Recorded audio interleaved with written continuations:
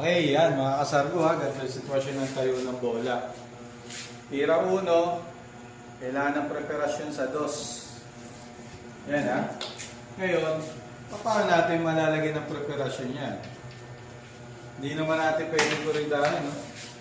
Ang daming harang. Hindi rin pwedeng pikahin. Kailangan gagawa tayo ng paraan dyan. Ito ang paraan. Tingnan nyo. Kung paano natin preparean yung 2. Mari ha.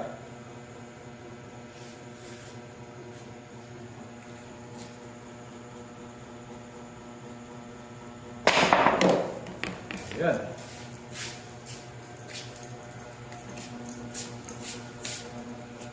Oh. Okay.